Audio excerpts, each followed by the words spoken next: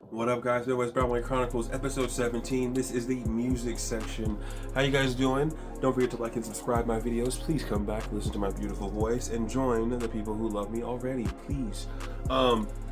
Music is wonderful, lovey-dovey, warm inside, makes me feel like a really wonderful person. Jazz and all those things. 3 albums that I found this week. I found an album by Justin Bieber, Destin Conrad, and my last artist is Kid Cudi. I'll start with Kid Cudi's because funny thing about Kid Cudi, we have the same birthday. He's born January 30th, 1984. I'm born January 30th, 1995. So I do correlate a lot of Kid Cudi's music with my lifestyle and where I was. Never been as crazy and as intense as Kid Cudi's lifestyle with the drugs and the partying and the rage and the wanting to off himself and all those things. But I love the band nonetheless. He's had a very controversial lifestyle. Can't say that Kid Cudi's had the best life. Can't say he's had the safest life. He's definitely lived life on the edge, on his own choice. Has definitely admitted such in his 41 year of life, talking about how much he's grown in the last 10 years and how proud he is of himself to still be here. So that being said, I felt like with this album that music wasn't at the forefront of his brain. Music wasn't the do-all be-all like it used to be to help him distract himself from life and what was going on around him. I more felt like the album was something he was proud of being able to do without the distractions, without all of the things that he used to help him along in the journeys to make Man on the Moon and Mr. Rager and all those things. I thought it was an okay album. I thought it was decent. I thought it wasn't impactful though. I thought it wasn't special from Kid Cudi. The Kid Cudi thing I love the most are his hymns. Kid Cudi does that better than anybody I've ever heard in my life. People like Travis Scott talk about how they love it so much and they've tried to adapt the way he makes those sound because they know how good he does it. Not a lot of that in this album. Not a lot of those things that really make Kid Cudi's sound signature sound to him. Still a decent album. The 2 songs that I would tell you guys to listen to if you really want to give it a chance and really feel Kid Cudi at his most powerful, to me at least, on the album are Past Life and Ashes. Ashes is only a minute and 43 seconds. Past Life is like 2.5 minutes.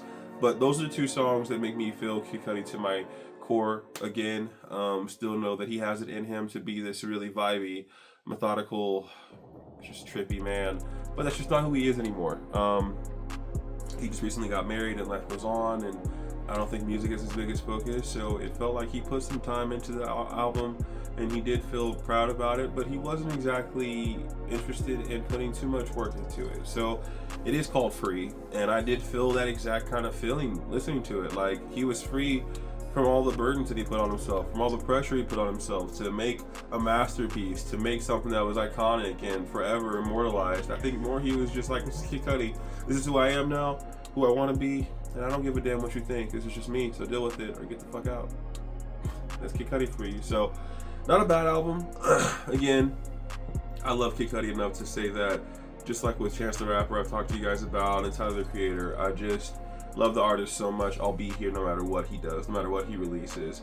But his album didn't hit me in the part of my soul where I just said I gotta go back, listen to it over and over and over again. It was okay. It was good to okay. It was okay to good.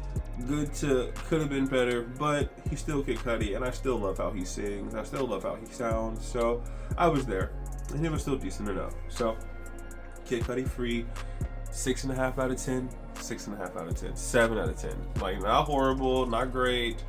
I'm not gonna hate it. I'm not gonna find a reason to delete it off my phone. It's Kid Cudi's voice, and I still want it, so I'll keep it, and that's how it is. Next one I want to talk about is Justin Bieber's Swag 2. I told you guys already, I think, about the first one. If I haven't talked about the first one, it's probably because I just don't know what to say about it. I love JB a lot. Excuse me. I love him a lot. He's one of my favorite artists. He's been so good to watch him grow from One Less Lonely Girl JB to Yukon JB. That being said, the first Swag was very slow.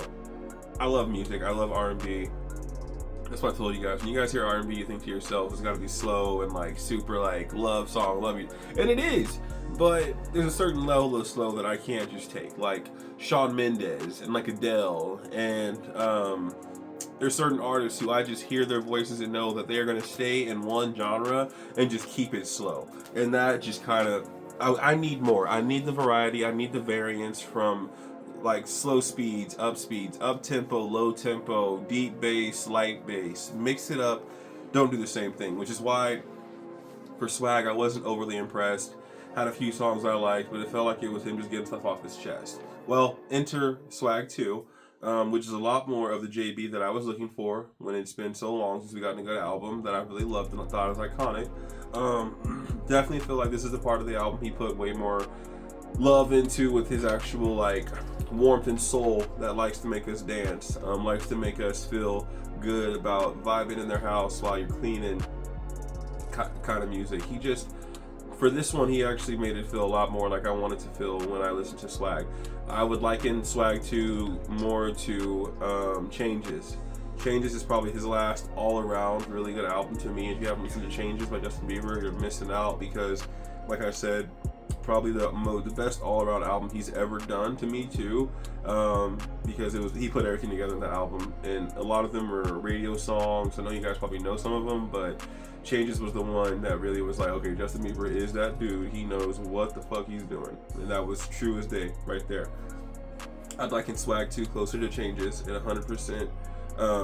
It just really is fun. He's got a few songs that are really upbeat, a few songs that are really low tempo, but still hit you where you want to move, you want to get your chest bumping a little bit. The two songs I'll get you guys off of that album are Eye Candy and I Think You're Special.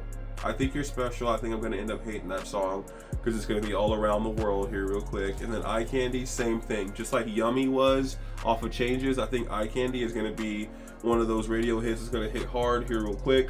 But those are the two that are so good, I really can't stop listening to them already. So I think Justin Bieber is still in his own zone. He knows what he wants to be now. I mean, he's just given us essentially 42 songs, which means he really did spend time in Iceland and everywhere else that he was really putting in work for the album. So I really do think that I need to stop being a little bit of a, not even a hater, more just kind of a homer with how I feel about what he's done with the albums, and probably go back and listen to Swag 1 again, and then give Swag 2 a chance also after that to see if I can still reflect both of them together and see if they're both really good together. But Swag 2 right now as it stands to me sounds so much better and came off so much better than Swag, the first album by Justin Bieber. But they're both decent albums. Give them a listen if you haven't. You guys will not, if you love Justin Bieber like I do, you will not regret it. He's still crazy talented. He's still beautifully sounded. His voice is still one of one. I can't say a lot about what he's not. I just know what he is, and that's a proven commodity in Hollywood and music industries, and he's just got the talent that speaks for a lot of people. So it's still a good album. I'd give it like a 7.5, maybe an 8 out of 10 for Swag 2. So JB, Swag 2, give it a listen. And then my last album for today is Destin Conrad, Whimsy. Whimsy is WHIMSY. It is categorized as a jazz album. It is fucking fire. Destin Conrad is that guy. I love him, I love him, I love him, I love him. This album was so fun. I already love his voice synonymously with just really enjoying who he is. My wife got us tickets to go see him in Seattle 2 years ago, and it was beautiful. Seattle, we saw him in March 2023, and he was so good back then, before his album comes out, before his debut album comes out, Love on Digital. He did the damn thing.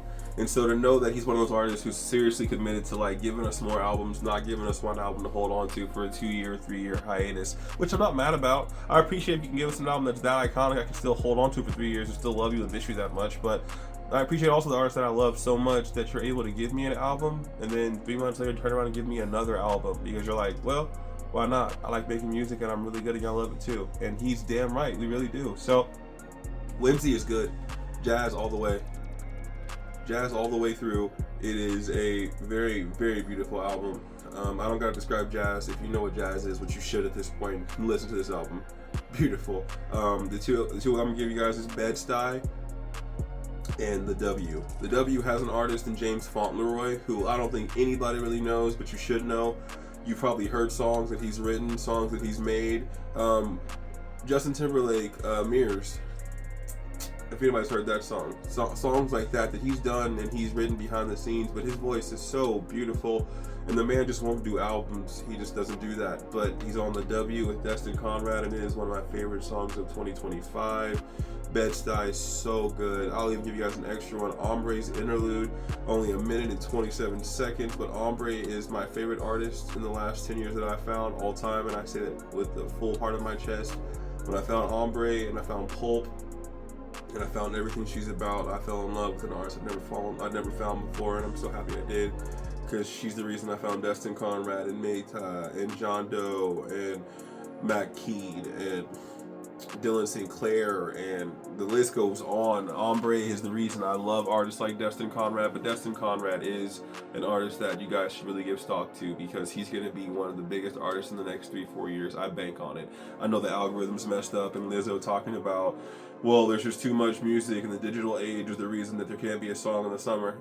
Bullshit. I definitely believe artists that are impactful enough will reach the masses. It always happens that way. If your voice is that impactful, your voice is that transcendent, we will all find you. We will. So, Destin Conrad, Whimsy, Kid Cudi, Free, and Justin Bieber, Swag 2. Those are my 3 albums this week. Give them a listen. Let me know what you guys think in the comments. Don't forget to like and subscribe to my videos. Please come back and hear my voice, hear my beautiful voice, serenade you with some beautiful takes. This has been Brown Boy, Midwest Brown Boy Chronicles, episode 17. I am your Midwest Brown Boy, Jalen Brownford, signing off. You guys have a good week. I will talk to you guys next week. Peace, love, and positivity. See you guys later.